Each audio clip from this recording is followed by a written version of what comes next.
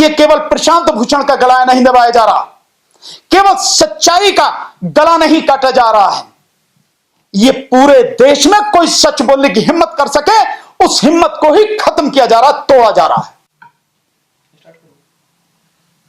Sir, आप खुद practice करते हैं सुप्रीम कोर्ट में वकील के तौर पर, आप कैसे देखते हैं जो प्रशांत भूषण को दोषी करार दिया गया है कोर्ट की अवमानना के मामले में, कैसे आपकी क्या प्रतिक्रिया है इसको लेकर? देखिए, मेरा मानना यह है कि ये जो किया गया है, मैं इसे मानता हूं कि जिन चीजों पर, यानी जो कंटेम्प्ट ऑफ कोर्ट के मुकदमे प्रशांत भूषण जी के खिलाफ सुप्रीम कोर्ट में इस समय हियरिंग पे थे, उनमें से कोई भी ऐसा विषय नहीं था जिस पर कंटेम्प्ट बनती हो। कंटेम्प्ट का दायरा इतना तंग नहीं हो सकता। कंटेम्प्ट अगर है तो वो वाकई में ऐसा होना चाहिए कि जजेस का, या जजेस से भी आगे चल के मैं बात कहूं, सुप्रीम कोर्ट का अपमान हुआ है। लेकिन अगर आप वो देख रहे हैं तो जो दो मुकदमे हैं उनमें अभी हाल फिलहाल में जो मुकदमा है उनके दो ट्वीट्स पे है, जो ट्वीट्स उन्होंने किए। एक ट्वीट्स उन्होंने किया जिसमें वर्तमान मुख्य न्यायाधीश एक मोटरसाइकिल पर बैठे हैं, बहुत कॉस्टली मोटरसाइकिल है, नागपुर राजमहल का जो है वो, राजभवन का जो है वो सीन है, मोटरसाइकिल स्टैंड पर खड़ी है, और उसके विषय में उन्होंने कमेंट किया है कि चीफ जस्टिस साहब इस पर बैठे हैं, आसपास जो लोग हैं मास्क लगा रखे हैं लेकिन उन्होंने नहीं लगा रखा, और ये मोटरसाइकिल किसी बीजेपी के नेता के बेटे की है, 50 लाख इसकी कीमत है, इतनी कॉस्टली है, हेलमेट नहीं है। तो ऐसे में और ये उस समय है जिस समय स्वयं उन्होंने कोरोना की वजह से सुप्रीम कोर्ट को लॉकडाउन में रखा हुआ है, जिससे लोगों को उनके अधिकार भी नहीं मिल पा रहे हैं। तो इस विषय में एक तो ये ट्वीट है, इस विषय में एक ये थी कि हेलमेट की जहां तक बात है, इसके विषय में प्रशांत भूषण साहब ने स्वयं लिख के भी दिया, माफी भी की कि भाई ये जो है ये चीज निश्चित रूप से मुझे नहीं गलत, क्योंकि मोटरसाइकिल खड़ी है तो हेलमेट का कोई मतलब नहीं है, बाकी और सारी चीजें हैं उसमें वो सारी की सारी चीजें बिल्कुल सही हैं। मोटरसाइकिल पर चीफ साहब बैठे हैं, मोटरसाइकिल किन की है वो भी सच है, कहां पर है वो भी सच है, सबने मास्क लगा रखे हैं, उन्होंने नहीं लगा रखे, ये बात भी सच है। इसमें अपमान क्या हुआ? इसमें कोर्ट का क्या अपमान है? कोई अपमान नहीं है। दूसरा, एक और ट्वीट्स उन्होंने किया कि जब इतिहासकार भविष्य में ये जो पिछले 6 साल का इतिहास जब लिखेंगे 2014 से लेकर अब तक का, तो उसमें सुप्रीम कोर्ट की जो भूमिका है निश्चित रूप से वो भी सवालों के घेरे में होगी, विशेषकर जो पिछले 4 चीफ जस्टिस हैं, मुख्य न्यायाधीश हैं, उन पर टिप्पणी जरूर की जाएगी। ये बात उन्होंने कही है, तो इसमें कोई भी बात कह सकता है। इसमें कोर्ट का अपमान करने वाली बात कहां है?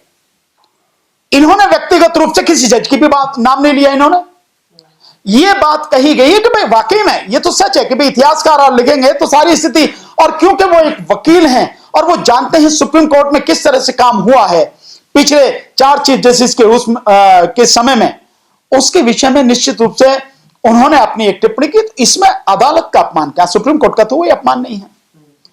इससे भी गंभीर एक स्थिति है जो एक और मुकदमा था जो 2009 में उन्होंने तहलका मैगजीन को एक इंटरव्यू दिया, और उस इंटरव्यू में उन्होंने ये कहा कि अब से पिछले जो हैं करीब 16-17 जजेस, चीफ जस्टिस जो रहे हैं, उन चीफ जस्टिस में से लगभग आधे भ्रष्ट थे, ये बात उन्होंने कही।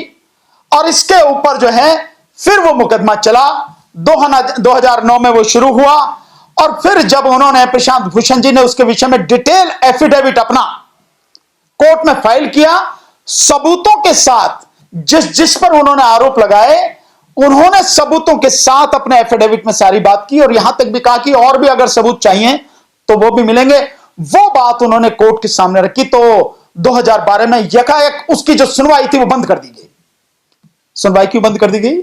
जब कंटेम्प्ट ऑफ कोर्ट का ऐसा मसला था कि एक व्यक्ति कह रहा है कि 16-17 में से आधे चीफ जस्टिस जो हैं वो भ्रष्ट थे, और भ्रष्टाचार के विषय में उन्होंने कहा कि भ्रष्टाचार का मतलब केवल यही नहीं कि पैसे का लेन देन हो, केवल पैसे वाला भ्रष्टाचार नहीं, भ्रष्टाचार कई तरह का हो सकता है। आप किसी के फेवर में, आप किसी से बात की, आपने किसी के कहने पर किसी के फेवर में आपने जो है मुकदमा कर दिया, फैसला दे दिया, निर्णय दे दिया, यह भी भ्रष्टाचार है। आपने पैसे नहीं लिए लेकिन किसी और चीज से, किसी और माध्यम से सीधे सीधे आपको नहीं, आपके परिवार के किसी व्यक्ति को किसी तरह से जो है सहयोग कर दिया गया, उसके फेवर में कुछ दे दिया गया, माना कहीं जमीन दे दी गई, कोई प्लॉट दे दिया गया, यह भी भ्रष्टाचार है। यह यूं कहें कि किसी तरह से आपने माना किसी कंपनी के शेयर ले रखे हैं, उसी कंपनी के फेवर में आपने जो मुकदमे का फैसला दे दिया, ये जानते हुए भी किस कंपनी में आपके शेयर हैं, यह भी भ्रष्टाचार है। तो भ्रष्टाचार के कई तरीके हैं, भ्रष्टाचार को उन्होंने बहुत तरीके से बताया, समझाया, वो मुकदमा वो चल रहा था, और वो मुकदमा 2009 से 2012 में बंद कर दिया गया। अब अचानक वो मुकदमा निकाला गया। आप एक बात बताइए कि जब सुप्रीम कोर्ट पूरी तरह से लॉकडाउन में है, कोई अदालत देश की चल नहीं रही, केवल जो जरूरी काम है, विशेषकर जैसे बेल के मामले हैं या PIL हैं, उस तरह के जो मसले हैं वो सिर्फ सुने जा रहे हैं। यहां तक कि आप ये मान के चलिए कि जो मूल अधिकार संविधान में जो दिए गए हैं उनसे संबंधित जो मुकदमे हैं कई बार वो भी नहीं सुने जा रहे हैं। उस स्थिति में अचानक 2012 वाला वो केस, 8 साल पुराना वाला वो केस निकाल के लाया जाता है और उसकी सुनवाई की जाती है, और वो सुनवाई भी उस जज के सामने होती है, उन जज साहब के सामने होती है जिनसे उनका लगातार आपस में संबंध ठीक नहीं रहा, और उन्होंने उन जज साहब के विषय में जो इस बेंच को हेड कर रहे थे लिख के दिया हुआ है कि भाई इन्होंने मुझे कई बार यह कहा है कि आपके आइए आप कंटेम्प्ट कर रहे हैं, उनसे मेरी जो किसी भी तरह से बनती नहीं है, वो मुझ पर टीका टिप्पणी करते हैं, मैं उनको कोई बात कहता हूं तो आप उनकी बेंच की बजाय किसी भी और बेंच में इस मुकदमे को ट्रांसफर कर दीजिए। वो भी नहीं किया गया, और यकायक वो निकाल के और लगातार आपकी सुनवाई की गई, उसमें जिस समय सब सारा काम बंद है। ये इतना अर्जेंट मैटर, क्या ये इतना बड़ा मसला था? 2012 से बंद था तो क्या इतना बड़ा मसला था? तो कहीं इसके पीछे कोई इस तरह की राजनीति तो नहीं है, या सुप्रीम कोर्ट कहीं उस राजनीति का जाने अनजाने हिस्सा तो नहीं बन गया कि जिस समय ऐसा व्यक्ति जो सुप्रीम कोर्ट के सामने कह रहा है, सुप्रीम कोर्ट के जजेस को, उसमें 8 जजेस के खिलाफ आरोप हैं सीधे सीधे, जो उन्होंने अपनी पिटीशन, वो जो उनके खिलाफ पुरानी पिटीशन है जिसमें कहा 16-17 चीफ जस्टिस, 8 चीफ जस्टिस के खिलाफ बड़े आरोप हैं, उन्होंने डिटेल एविडेंस देके वो सारा सब कुछ कह रखा है। तो उस मुकदमे में सुनवाई की जा रही है, तो वो जो लोग हैं, जो ऐसे कोई बड़े बिजनेसमैन हो सकते हैं, कोई बड़े बड़े उद्योग घराने हो सकते हैं, कि जिनको इस व्यक्ति से खतरा है कि एक व्यक्ति आंख में आंख डाल के कह सकता है, बात कह सकता है, और उसे किसी तरह का डर नहीं है सच को बोलने में, ऐसे माहौल में जब सब लोग अपना मुंह बंद करके बैठे हैं, उसका मुंह बंद करने की कहीं ये प्लानिंग तो नहीं है, कहीं ये उस तरह का एक पूरी एक संरचना तो नहीं रची गई है। तो मैं ये मानता हूं कि माननीय प्रशांत भूषण जी पर ये जो मुकदमे चलाए गए हैं और ऐसे समय में निकाले गए हैं, इसके पीछे जरूर कुछ ना कुछ बात है, ये छोटी बात नहीं है। और आज जिस तरह से आया है कि उनको कंटेम्प्ट, अभी मुझे एग्जैक्ट ये नहीं पता कि दोनों ही जो केस थे कंटेम्प्ट के, उन दोनों में गिल्टी होल्ड किया गया है, या केवल जो 2 ट्वीट्स वाले थे उसमें गिल्टी होल्ड किया गया है, जिस पर 20 तारीख को सुनवाई होनी है। मुझे इसके विषय में एग्जैक्ट जानकारी नहीं है, पर जिस तरह से उनको गिल्टी होल्ड किया गया है, मैं समझता हूं ये इस देश में जो संविधान की संरक्षक संस्था है, उस संस्था के द्वारा सच का गला घोंटने की एक कोशिश की गई है, जो बहुत ही दुखद है। और मैं ये मानता हूं ऐसे समय में जहां लोग बोल ही नहीं पा रहे हैं, जहां सच बोलना बहुत जरूरी है, अन्यथा यह देश पूरी तरह से बर्बाद हो जाएगा। इस देश की जितनी भी शासनिक प्रशासनिक संस्थाएं, सरकारी संस्थाएं, सब खत्म हो गई हैं, सब खत्म कर दी गई हैं इस भाजपा सरकार ने। चाहे वो सीबीसी हो, चाहे वो सीबीआई हो, चाहे वो ईडी हो, चाहे वो इनकम टैक्स हो, चाहे वो सीएजी हो, चाहे इलेक्शन कमीशन ऑफ इंडिया हो, चाहे यूजीसी हो, कोई भी संस्था छोड़ी नहीं है।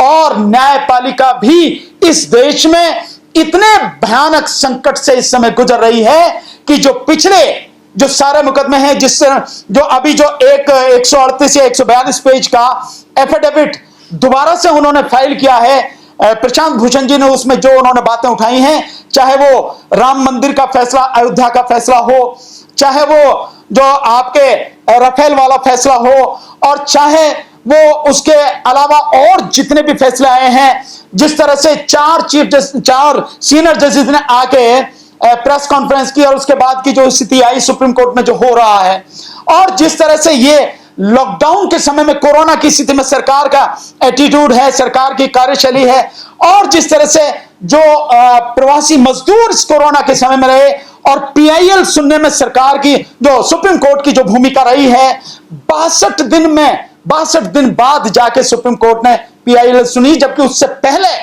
कितने ही पीआईएल पड़ी, सुप्रीम कोर्ट ने उस विषय में कोई ध्यान नहीं दिया। और वो भी मैं समझता हूं कि तब की गई जब सुप्रीम कोर्ट के कई एडवोकेट्स ने सुप्रीम कोर्ट को चिट्ठी लिखी, और साथ में जो है कई भिन्न भिन्न हाई कोर्ट्स ने इसके विषय में, प्रवासी मजदूरों के विषय में फैसले दिए, चाहे वो गुजरात हाई कोर्ट हो, चाहे वो आपकी कर्नाटका हाई कोर्ट हो, इस तरह से जब मद्रास हाई कोर्ट हो, इन्होंने जब फैसले दिए उसके बाद में हुई। और उस समय जिस समय ये सुनवाई की गई, वाकई में उस समय तो कुछ रहा ही नहीं, प्रवासी मजदूरों को कोई मसला नहीं। तो ये जितने भी मसले आए, जितने भी मुद्दे आए, सरकार की जितनी भी नीतियां थी, उनके विषय में जो सामने से सुप्रीम कोर्ट के आए, उन पे जो माननीय सुप्रीम कोर्ट का जो रवैया रहा, निश्चित रूप से उसके ऊपर कई सवाल खड़े हुए। और ऐसे में एक व्यक्ति सच बोलने वाले का गला दबाया जाए, मैं समझता हूं इससे ज्यादा दुखद कुछ हो नहीं सकता। मैं इस विषय में आपको एक कहना चाहूंगा, देखिए कंटेम्प्ट ऑफ कोर्ट का जो एक्ट है, वो इसलिए कहा गया कि अगर सुप्रीम कोर्ट कोई आदेश देती है तो वो उस आदेश का पालन होना चाहिए। कोई ऐसा ना हो कि कोर्ट की कोई अवमानना करे, कोर्ट की कोई बात ना माने, वो कोर्ट के सामने आए, अपनी बात कोर्ट के सामने रखे, जो भी बात हो कोर्ट के सामने आए, कोर्ट न्याय करे उसमें। तो कंटेम्प्ट ऑफ कोर्ट ऐसा नहीं कि कोई उसकी बात ही ना माने तो फिर तो कोर्ट चलेगी नहीं, इसलिए कंटेम्प्ट का ये कानून बना गया। लेकिन क्या एक जज के ऊपर टिप्पणी करना, वो भी फैक्ट के साथ, ये कंटेम्प्ट है? ये कंटेम्प्ट नहीं है। हाँ, डेफिनेशन जो कहती है, वो डेफिनेशन ये कहती है कि अदालत ने अगर कोई आदेश दिया है और कोई व्यक्ति उस आदेश को नहीं मानना, निश्चित रूप से कंटेम्प्ट है। पर इसमें हम एक चीज जो है, वो हार्ड फैक्ट जो है वो जनता के सामने आने चाहिए, क्योंकि जनता को ये सारी चीजें मालूम नहीं।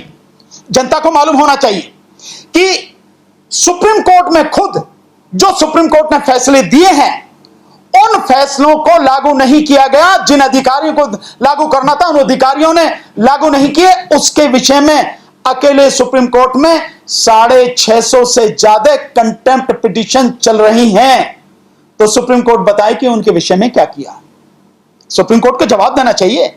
ये जो क्रिमिनल की कंप्लेंट है, जो इन पे आरोप लगाया गया कि भी इन्होंने इस तरह का किया गया है, ये तो 20-25 के आसपास ही हैं जो चल रही। इसके अलावा देश के भिन्न भिन्न हाईकोर्टों में हजारों की संख्या में कंटेम्प्ट पिटीशन है, यानी कि हाईकोर्टों के आदेश अधिकारियों ने नहीं माने, कर्मचारियों ने नहीं माने, उसके ऊपर कंटेम्प्ट चल रही है। उनका क्या, उनके विषय में क्या है? कोई इसके विषय में कुछ नहीं। दूसरा जो है, एक ये चीज भी आपको ध्यान रखनी चाहिए कि क्या जज, सुप्रीम कोर्ट के जजेस सुप्रीम कोर्ट से ऊपर हैं? क्या सुप्रीम कोर्ट बड़ी है या सुप्रीम कोर्ट के जजेस बड़े हैं? मैं समझता हूं सुप्रीम कोर्ट बड़ी है। तो कोर्ट का अपमान, तो क्या कोर्ट का मान सम्मान इतना छोटा है? ऐसा है कि एक व्यक्ति ने अगर किसी विषय में कोई टीका टिप्पणी की और ऐसा व्यक्ति कर रहा हो कि जो सबूत आपको दे रहा हो साथ में कि ये सबूत हैं, भ्रष्टाचार के ये सबूत है, भ्रष्टाचार के अगर आरोप लगा रहा है तो सबूत भी दे रहा है, और आप उन सबूतों की जांच करने की बजाय आप कंटेम्प्ट पिटीशन फाइल कर रहे हो, और उसमें भी आप पूरे लीगल प्रोसीजर की धज्जियां उड़ा रहे हो। जो कंटेम्प्ट पिटीशन है वो अटॉर्नी जनरल की सहमति के बाद ही फाइल होता है, लेकिन इसमें अटॉर्नी जनरल की सहमति के बिना ही वो कंटेम्प्ट फाइल कर दिया गया, कोर्ट ने संज्ञान ले लिया उस पर और फैसले की स्थिति में आ गया। तो ये भी देखना है, क्या सुप्रीम कोर्ट का अपमान? मुझे लगता है सुप्रीम कोर्ट का तो कोई अपमान नहीं है। अगर अयोध्या वाले फैसले को आप पूरी ईमानदारी के साथ, पूरी गहनता के साथ देख लें तो फैसला हुआ है, न्याय नहीं हुआ है उसमें। तो सुप्रीम कोर्ट का मतलब क्या है? न्याय करना। और जिस अनुच्छेद 142 के तहत उन्होंने कहा है कि हमें यह पावर है, हम अधिकार, हम ये कर सकते हैं, तो उसमें यह का कंप्लीट जस्टिस यानी पूर्ण न्याय।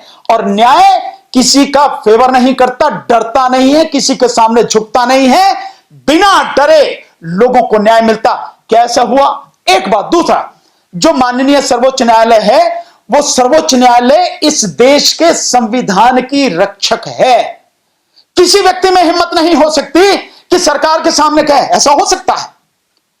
तो उस स्थिति में सुप्रीम कोर्ट को यह अधिकार दिए गए हैं, कोई ऐसा विषय, कोई ऐसा संबंध ऐसा लगता है, कोई तथ्य ऐसा सामने आ रहा है, लोग नहीं बोल पा रहे हैं, हिम्मत नहीं कर पा रहे हैं, तो सुप्रीम कोर्ट सुमोटो यानी अपने आप उस विषय पर संज्ञान ले और उस विषय की जांच पड़ताल करे, उस पर आदेश पारित करे, सरकार को निर्देश दे ये ऐसे नहीं, ऐसे करना होगा, या सरकार कोई गलत काम कर रही है उसको रोके।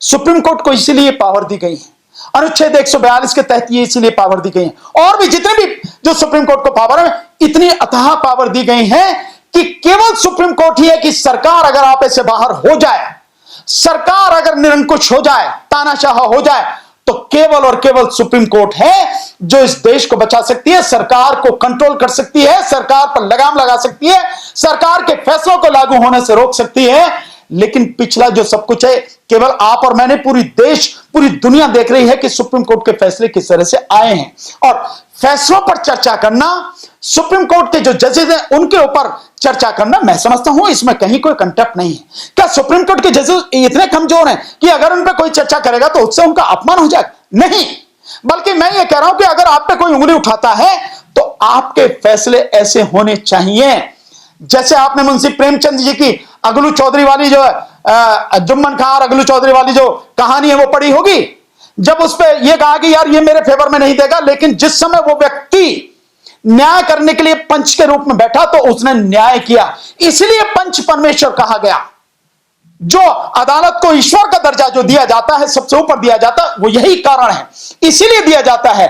और उस अदालत को चाहिए कि जो आरोप उन्होंने लगाए 8 मुख्य न्यायाधीशों पर, 8 मुख्य न्यायाधीशों पर, तो अदालत को चाहिए कि दूध का दूध, पानी का पानी हो जाए। अगर सब कुछ सही है तो आपको डरने की क्या जरूरत है? उनकी पूरी जांच पड़ताल करवाएं, और जांच पड़ताल में करने के बाद अगर लगता है कि प्रशांत भूषण जी ने उन पर गलत आरोप लगाए हैं, झूठे आरोप लगाए, जो सजा बनती है कानून के अनुसार उनको दीजिए। लेकिन आप बिना जांच किए, बिना जांच पड़ताल किए, केवल आप किसी एजेंडे के तहत अगर काम करते हैं या किसी एक राजनीतिक कूटनीति षड्यंत्र का आप हिस्सा बन जाते हैं जाने अनजाने, और एक व्यक्ति को जो सच बोल रहा है उसका गला दबाने की पूरी आप कोशिश कर रहे हैं, मैं समझता हूं इस देश के लिए इससे ज्यादा भयानक स्थिति, इससे ज्यादा बुरी स्थिति कोई नहीं। मैं इसको ऐसा मानता हूं कि सरकार जितने गलत काम कर रही है उससे भी कोई शायद इतना फर्क नहीं पड़ेगा जितना इस फैसले से पड़ जाएगा। इसलिए मेरा कहना यह है, क्योंकि आज के बाद फिर कोई भी व्यक्ति सच बोलने की हिम्मत नहीं करेगा, और यह एक हथियार के रूप में कंटेम्प्ट ऑफ कोर्ट का इस्तेमाल किया जाएगा। और ऐसे समय में जबकि दुनिया में अधिकतर जगह पर यह कंटेम्प्ट ऑफ कोर्ट का जो कानून है इसको खत्म किया जा रहा है, क्योंकि अदालत अपने फैसले से सिद्ध करती है कि हम अदालत हैं, हम न्याय करने के लिए बैठे हैं और न्याय करेंगे, न्याय के अलावा कुछ नहीं करेंगे और पूर्ण न्याय करेंगे। और ये जो सारी चीजें होंगी तभी ये बात बनेगी। तो जांच पड़ताल किए बिना दोषी साबित करके अगर आप सजा की बात कर रहे हैं तो लोकतंत्र तो पहले ही इस देश में खत्म हो गया। अब तो कोई आवाज भी उठाए उसका भी गला, और सबसे दुखद बात, ये गला इस देश की सबसे बड़ी अदालत के माध्यम से दबाया जा रहा है, खत्म किया जा रहा है, उसको दफन किया जा रहा है। इससे ज्यादा दुखद नहीं होगा। आखिर में सिर्फ एक बात कहूंगा, हम जो लीगल फ्रेटर्निटी के जो लोग हैं, कानून से जुड़े हुए जो लोग हैं, दुनिया नहीं जानती लेकिन हम जानते हैं कि क्या चीज है क्या नहीं है। मेरा हाथ जोड़कर इस लीगल फ्रेटर्निटी से, जो कानून के जानने वाले जो लोग हैं, जो वकील साथी हैं, जो सुप्रीम कोर्ट में हो, हाई कोर्ट में हो, डिस्ट्रिक्ट कोर्ट्स में हो, कहीं भी हो, इसका विरोध करना चाहिए, पूरी ताकत के साथ में विरोध करना चाहिए। आज ये केवल प्रशांत भूषण का गला नहीं दबाया जा रहा, केवल सच्चाई का गला नहीं काटा जा रहा है, ये पूरे देश में कोई सच बोलने की हिम्मत कर सके, उस हिम्मत को ही खत्म किया जा रहा, तोड़ा जा रहा है। इसको हमें रोकना है। अगर हम नहीं रोक सकते तो कोई नहीं रोक सकता। साथियों, सबके सब एकजुट हों और पूरी तरह से प्रशांत भूषण जी के साथ में खड़े हों। और मैं समझता हूं हमको खड़े होकर अपनी आवाज बुलंद करनी चाहिए, सड़कों पर उतरना चाहिए, एक आंदोलन करना चाहिए, अन्यथा कुछ नहीं बचेगा।